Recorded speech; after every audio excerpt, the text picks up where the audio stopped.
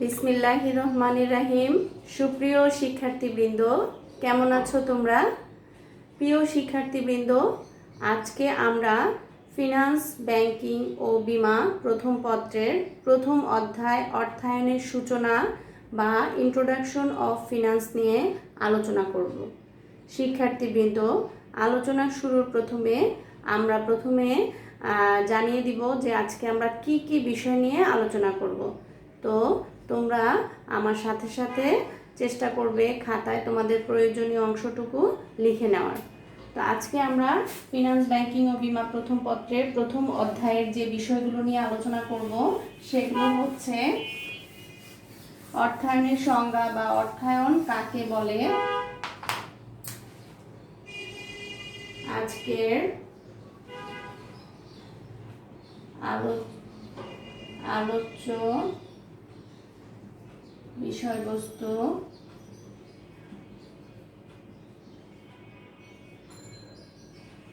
1 নম্বর অর্থায়ন কি,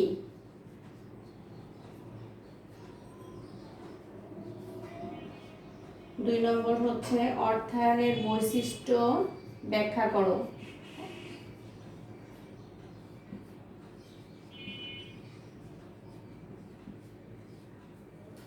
অর্থায়নের বৈশিষ্ট্য ব্যাখ্যা করো। 3 নম্বর হচ্ছে অর্থায়নের ক্রমবিকাশের ইতিহাস বর্ণনা করো।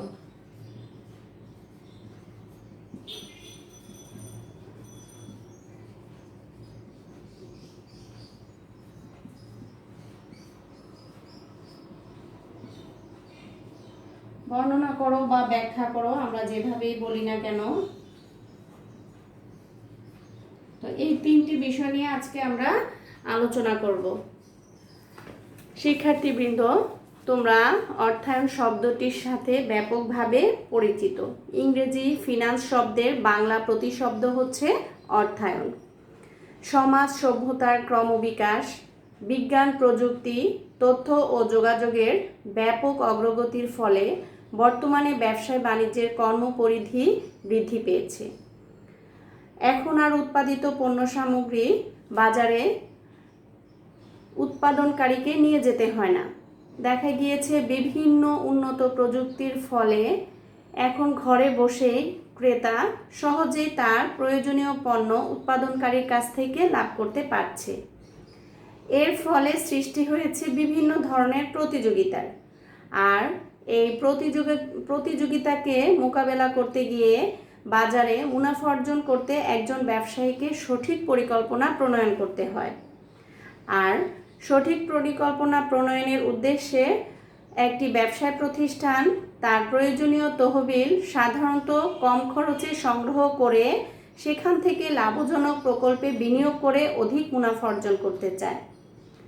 অর্থের সঠিক ব্যবস্থাপনা একজন ব্যবসায়ীকে স্বল্প পুঁজিতে অধিক পরিমাণ মুনাফা অর্জনে সাহায্য করে থাকে।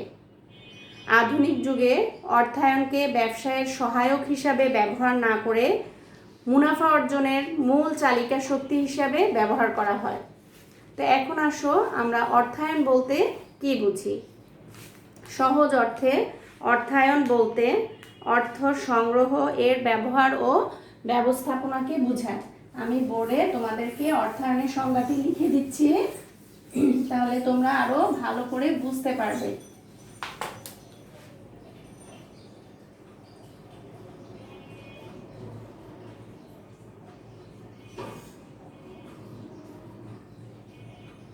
অর্থ সংগ্রহ, এর ব্যবহার ও ব্যবস্থাপনাকে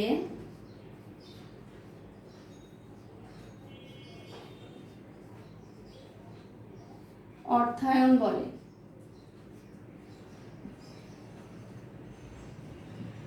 এখন দেখো, আমরা এখানে অর্থায়নের সংজ্ঞাতে অর্থ সংগ্রহ, অর্থের ব্যবহার এবং ব্যবস্থাপনা 3টি শব্দের সাথে পরিচিত হয়েছি। এছাড়াও আমরা বলতে পারি যে ব্যবসায় প্রতিষ্ঠান বিনিয়োগকারী, সরকার, আর্থিক প্রতিষ্ঠান, অব্যবসায়ী প্রতিষ্ঠান এবং গৃহস্থালী প্রয়োজনে অর্থ সংগ্রহ ও ব্যবহারের কলাকৌশলকে অর্থায়ন বলে। তাহলে আমরা অর্থায়নের আরেকটি সংজ্ঞা দিতে পারি, অর্থায়ন হলো অর্থ পরিশোধের উপায়।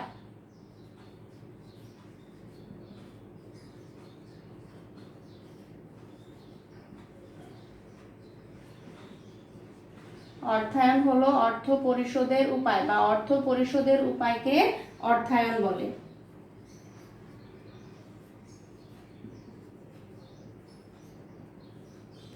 তারপরে আমরা অর্থায়নের সংজ্ঞা হিসেবে আরও দিতে পারি যে অর্থায়ন হলো অর্থের সংরক্ষণ।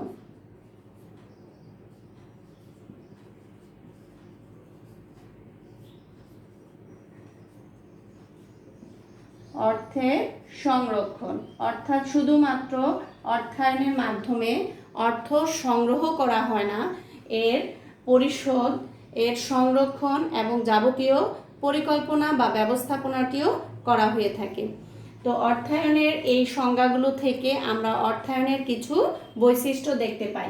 এখন আসো আমরা অর্থায়নের কি কি বৈশিষ্ট্য দেখতে পাই।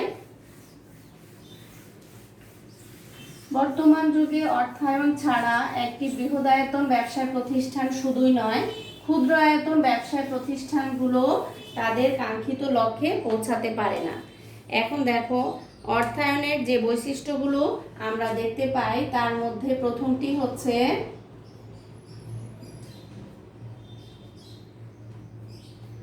আমরা যদি কোনো বিষয়বস্তুর সংজ্ঞা খুব ভালো করে বুঝতে পারি তাহলে এর বৈশিষ্ট্য, সুবিধা, অসুবিধা, কার্যাবলী ইত্যাদিও খুব সহজে লিখতে পারি।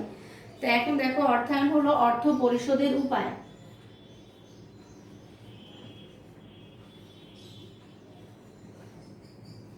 অর্থায়ন হলো অর্থ পরিশোধের উপায়।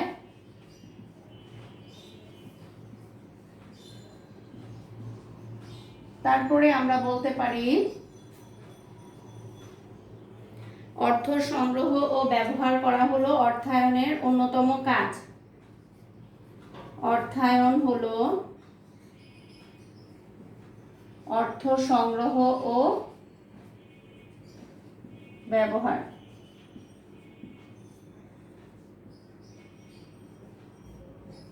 তারপরে আমরা বলতে পারি অর্থায়ন নীতি নির্ধারণ করে।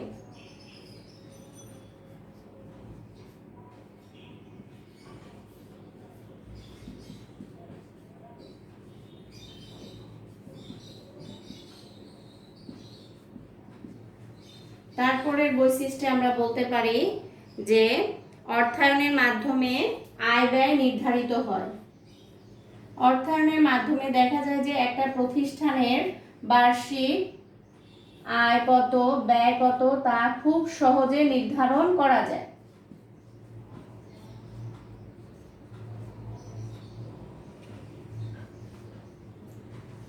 তারপরে আমরা বলতে পারি অর্থের ব্যবহার এবং সংগ্রহের মধ্যে সমন্বয় করা হয়। অর্থায়নের দ্বারা অর্থের ব্যবহার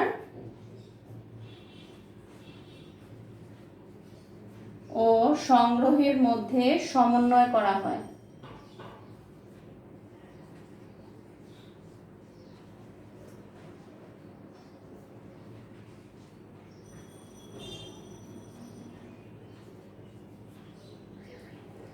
তো শিক্ষার্থীবৃন্দ দেখো আমরা অর্থায়নের এখানে 5টি বৈশিষ্ট্য লিখেছি। প্রথম বৈশিষ্ট্যটি হলো অর্থায়ন হলো অর্থ পরিশোধের উপায়।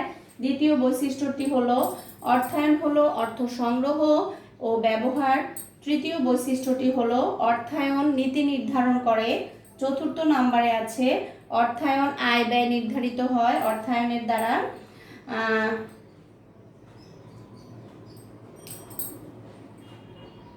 অর্থায়নের দ্বারা প্রতিষ্ঠানের আয় ব্যয় নির্ধারিত হয়। 5 নম্বরে আছে অর্থের ব্যবহার ও সংগ্রহের মধ্যে অর্থায়ন দ্বারা সমন্বয় সাধন করা হয়।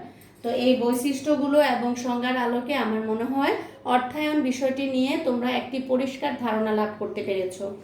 এখন আসো অর্থায়নের ক্রমবিকাশের ইতিহাসটি নিয়ে আমরা একটু আলোচনা করব।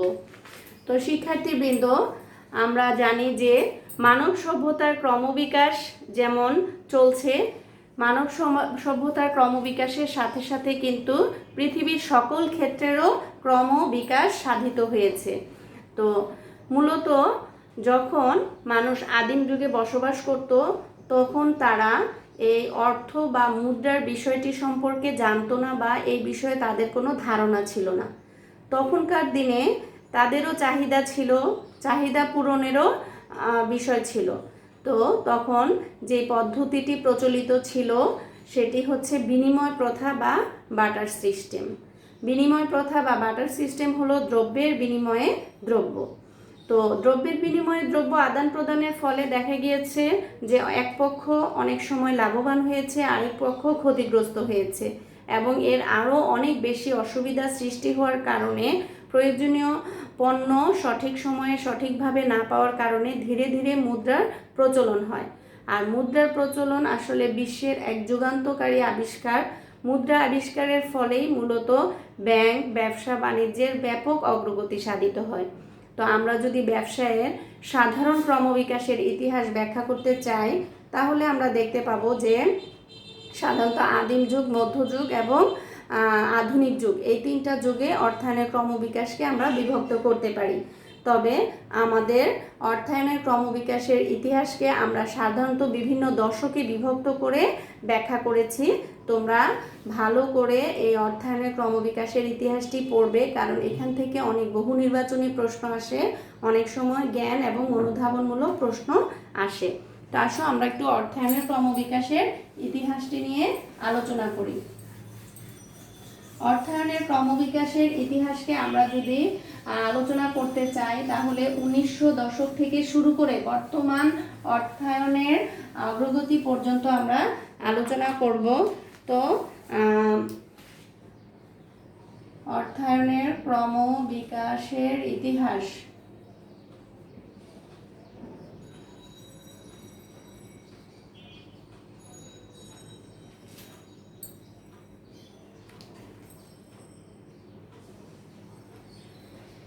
আমরা প্রথম যদি দশকটা হিসাব করতে চাই 1890 থেকে 1910, এই দশকে এসে ব্যবসায় একত্রীকরণ, আর্থিক বিবরণী তৈরি ও বিশ্লেষণ শুরু হয়েছিল।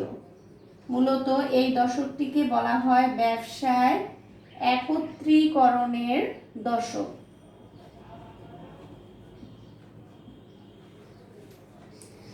তো ব্যবসায় একত্রীকরণ কি?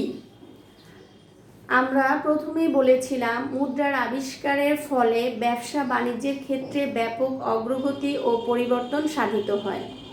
তো ফলশ্রুতিতে যখন ব্যবসা বাণিজ্য ব্যাপক হারে ছড়ানো শুরু হয় বিশ্বে, তখন প্রতিযোগিতার পরিমাণও অনেক বেড়ে যায় এবং প্রতিযোগিতায় টিকে থাকার জন্য ব্যবসায়ীগণ বিভিন্ন ধরনের উপায় বা পন্থা খুঁজতে থাকে। দেখা গিয়েছে যে বৃহদায়তন ব্যবসায় প্রতিষ্ঠানগুলো সহজেই প্রতিযোগিতায় টিকে যাচ্ছে, কিন্তু ক্ষুদ্র আয়তনের ব্যবসায় প্রতিষ্ঠানগুলো আর প্রতিযোগিতায় টিকতে পারছে না। তখন তারা প্রতিযোগিতায় টিকে থাকার জন্য ছোট ছোট অনেকগুলো ব্যবসায় প্রতিষ্ঠান একত্রে হয়ে একটি গ্রুপ অফ কোম্পানিজ বা যৌথ মূলধনী কোম্পানি গঠনের প্রচেষ্টা চালায়। তো একে বলা হয় ব্যবসায় একত্রীকরণের যুগ। সাথে ব্যবসায়ের আর্থিক বিবরণী তৈরি এবং সেই আর্থিক বিবরণীর বিশ্লেষণও এই যুগে সূচনা হয়ে থাকে। তারপরের যুগ হচ্ছে 1900 থেকে 1910 দশক। 1910 থেকে 10 বছর করে হলে 1910 থেকে 1920, এই সময়ে এসে দেখা গিয়েছে যে বিনিয়োগকারীদের স্বার্থ সংরক্ষণে মনোযোগ। এই দশকে কি করেছিল অর্থায়ন? বিনিয়োগকারীদের স্বার্থ সংরক্ষণ করেছিল।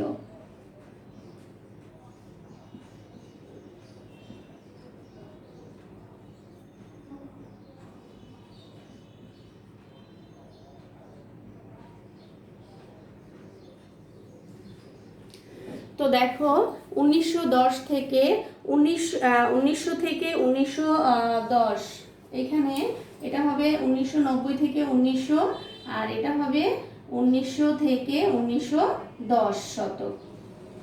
তো 1910 থেকে 1910 ওই সময়ে বিশ্বে অর্থনৈতিক মন্দা দেখা দেওয়ার ফলে ব্যবসায়ী প্রতিষ্ঠানের অস্তিত্ব টিকে থাকা দুষ্কর হয়ে পড়ে। ফলশ্রুতিতে বিভিন্ন ব্যবসায়ী প্রতিষ্ঠান তারল্য সংকটে পতিত হয়ে দেউলিয়াত্বের সম্মুখীন হয়। তখন দেখা গিয়েছে ব্যবসায়ীগণ তাদের নিজস্ব স্বার্থ সংরক্ষণের প্রতি মনোযোগী হয় এবং দেখা গিয়েছে ব্যবসায়ীগণ তাদের স্বার্থ সংশ্লিষ্ট বিষয়ে বিভিন্ন কৌশল অবলম্বনের বিষয়টি এই দশকে এসে প্রয়োগ করা শুরু করে। এরপরের দশকটি হচ্ছে 1910 থেকে 1920-এর দশক।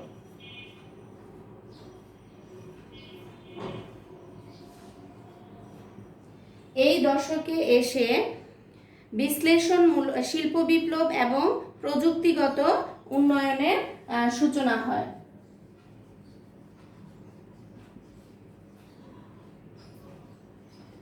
শিল্প বিপ্লবের সূচনা হয়। শিল্প বিপ্লব কাকে বলে তোমাদের নিশ্চয়ই মনে আছে। যন্ত্রের মাধ্যমে শিল্পক্ষেত্রে যে বিপ্লব সাধিত হয় তাকে বলা হয় শিল্প বিপ্লব। এই দশকে এসে প্রধান প্রযুক্তিগত আবিষ্কার এবং হেনরি ফোর্ডের সাফল্য এই দশকে শুধুমাত্র উৎপাদন ক্ষেত্রেই নয়, বিভিন্ন ক্ষেত্রে পরিলক্ষিত হয়। এক্ষেত্রে দেখা যায় যে অর্থের সময় মূল্য, তারপর উৎপাদনের সাথে সাথে অর্থের যোগান, মুনাফা অর্জন ইত্যাদি বিষয়গুলো বিবেচনায় আনা হয়।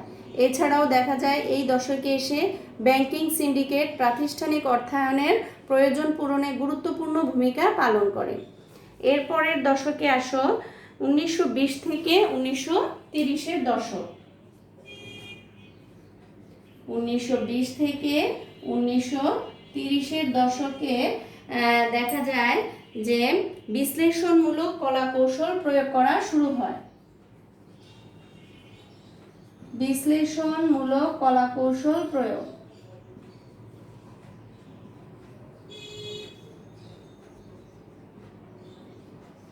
বিশ্লেষণমূলক কলা কৌশল তোমাদেরকে আমি এখানে বলেছিলাম যে বিনিয়োগকারীদের স্বার্থ সংরক্ষণ ও আর্থিক বিবরণী বিশ্লেষণ। বিশ্লেষণ কাকে বলে? যখন কোনো কিছুর সবল এবং দুর্বল দিক নিয়ে আলাপ আলোচনা ব্যাখ্যা বিশ্লেষণ করা হয় তখন আমরা সেটাকে বলি বিশ্লেষণ। তো এখানে এসে বিশ্লেষণমূলক কলা কৌশল প্রয়োগ করা হয়। যেমন ব্যবসায়ীগণ যদি কোনো কারণে ব্যবসায় লোকসানের সম্মুখীন হয় তখন তার কারণ অনুসন্ধান এবং সেই কারণ কিভাবে সংশোধন করে পুনরায় ব্যবসায়ে প্রতিষ্ঠিত হওয়া যায় সেই কলা কৌশলের প্রয়োগ এই দশকে এসে শুরু হয় এবং দেখা যায় যে এর ফলশ্রুতিতে ব্যবসায়ীগণ ওই সময়ে মূলধন সম্পত্তির মূল্যায়ন মডেল বা CAPM মডেলটি প্রয়োগ করা শুরু করে। তারপরে আসো 1930 থেকে 1940-এর দশক। 1930 থেকে 1940-এর দশক। 1930 থেকে 1940-এর দশককে বলা হয় অর্থনৈতিক মন্দা।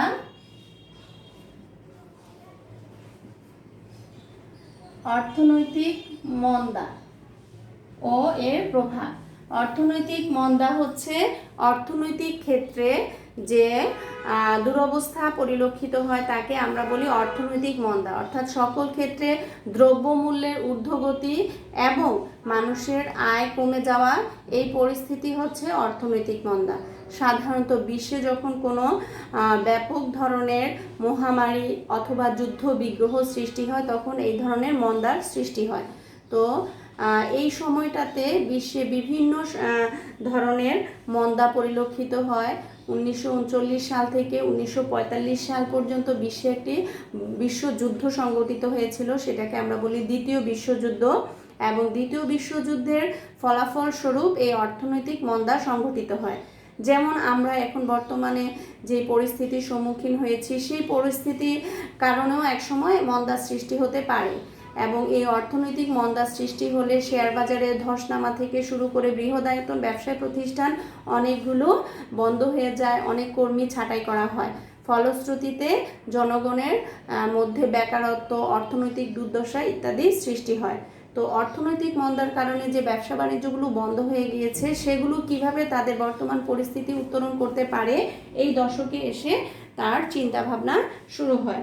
তারপরে এসো বাহ্যিক অর্থায়নের উপর গুরুত্ব প্রদান, অর্থাৎ 6 নম্বরে আমরা 1940 থেকে 1950-এর দশকে এসে দেখতে পাই যে বাহ্যিক অর্থনীতির গুরুত্ব প্রদান, বাহ্যিক অর্থায়নের উপর গুরুত্ব প্রদান।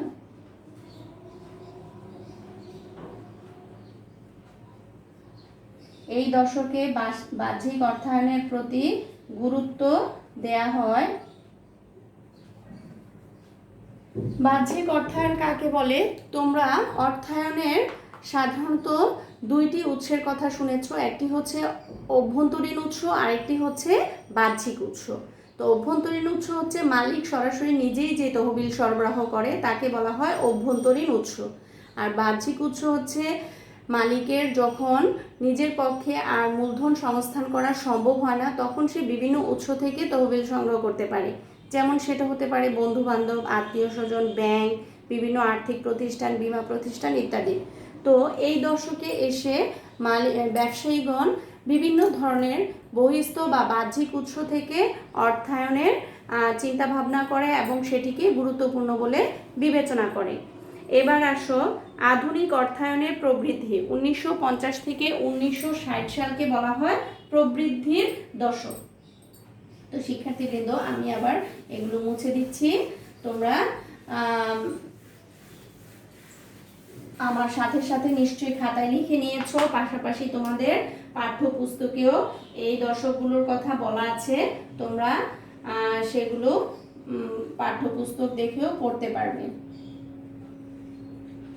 আধুনিক অর্থায়নের প্রবৃদ্ধি।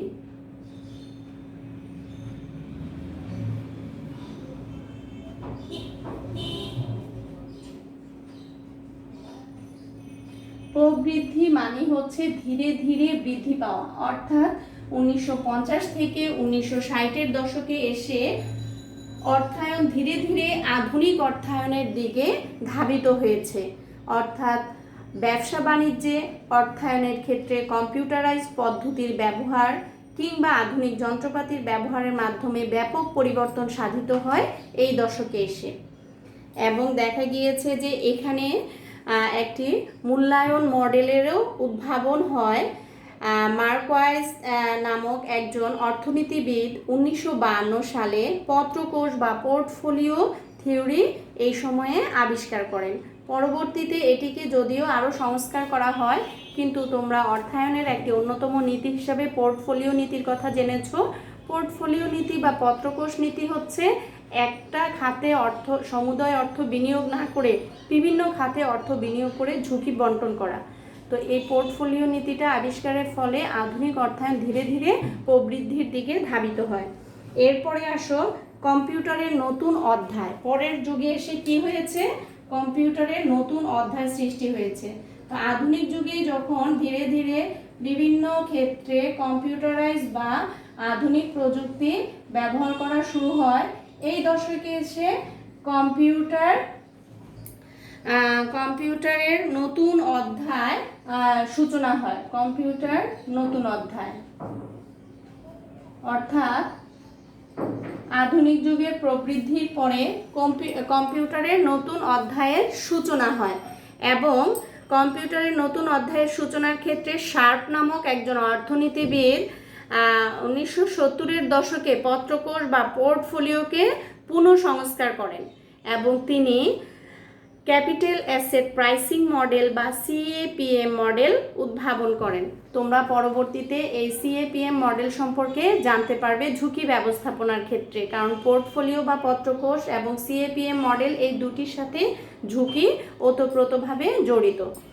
এরপরে আসো ব্যবসায় সম্প্রসারণ। পরের দশকে আমরা দেখতে পাই ব্যবসায় সম্প্রসারণ। 1970 থেকে 1980-র দশকে এসে ব্যবসায় সম্প্রসারণ ব্যাপকভাবে সাধিত হয়।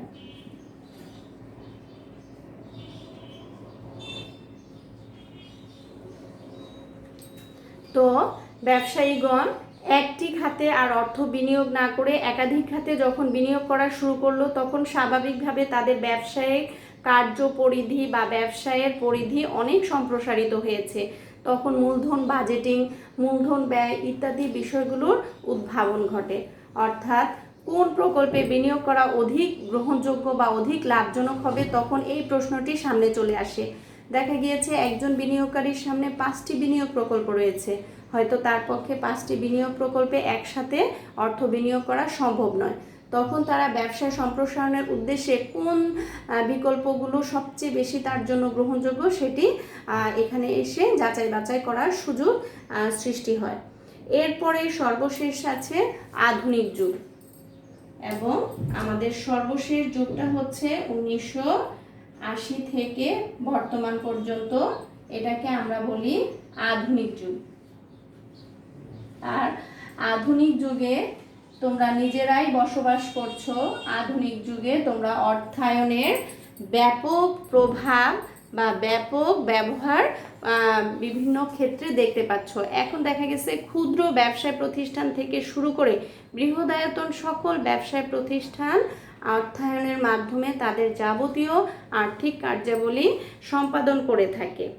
এই সময়ে এসে বিশ্বে ওয়ার্ল্ড ট্রেড অর্গানাইজেশন বা বিশ্ব বাণিজ্য সংস্থা উন্মোচিত হয়, আর ফলশ্রুতিতে সমগ্র বিশ্বকে একটি ছাদের নিচে নিয়ে আসা হয়, এবং বাণিজ্য সম্পর্ক রয়েছে এরকম দেশের মধ্যে আমদানি রপ্তানি বাণিজ্যের ব্যাপক প্রচার প্রচারণা সৃষ্টি হয়। বর্তমান যুগে দেখা গিয়েছে যে একজন আমদানিকারক আরেকজন আমদানিকারককে চেনেই না, একজন রপ্তানিকারক আরেকজন রপ্তানিকারককে চেনেই না, অথচ তারা ইন্টারনেট প্রযুক্তি ব্যবহার করে ওয়েবসাইট খুলে নিজেদের পণ্য লঞ্চ করছে, এবং বিশ্বের যে কোনো দেশে পণ্যের অর্ডার পাওয়া মাত্র সেটা সেই দেশে পৌঁছে দিচ্ছে, এবং ব্যাংকের মাধ্যমে তারা পণ্যের মূল্যও লাভ করছে। তো এভাবে করে আধুনিক যুগে বর্তমানে অর্থায়নের ব্যাপক প্রসার এবং সম্ভাবনার দ্বার উন্মোচিত হয়েছে, এবং এর মাধ্যমে ব্যাপক জনগোষ্ঠীর কর্মসংস্থানেরও সুযোগ সৃষ্টি হয়েছে।